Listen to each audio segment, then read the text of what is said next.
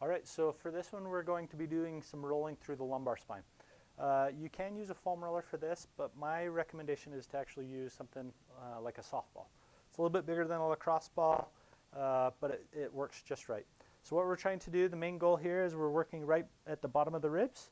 We're going to come off to the side of the spine. We don't want to go right over the spine. That's not going to be comfortable or beneficial in any way.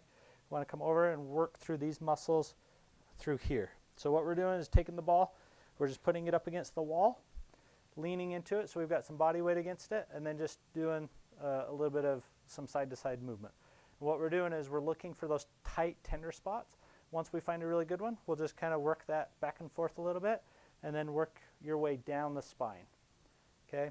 So what we're coming is we're going right from the bottom of the ribs right down to these little bumps right here called the SI joint, which you can see on the spine right here.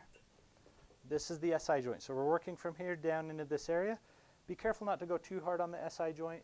You do have some ligaments there and not a lot of tissue, so you can bruise it and it can be kind of tender, but it can also be beneficial to work it. So get in there, just be really careful not to get too much weight or too much pressure, otherwise you could bruise it.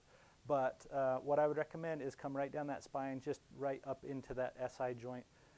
If you're having a lot of pain that's connected with your low back coming down into the hips, then watch our video on working through the hips. I would also recommend using this ball through the hips.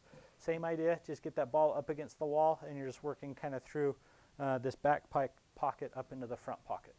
So this is going to help with low back pain. It's going to help with lower rib pain, SI stability problems. If you keep having a lot of problems with your hips or your SI joints, oftentimes this rolling is going to be needed.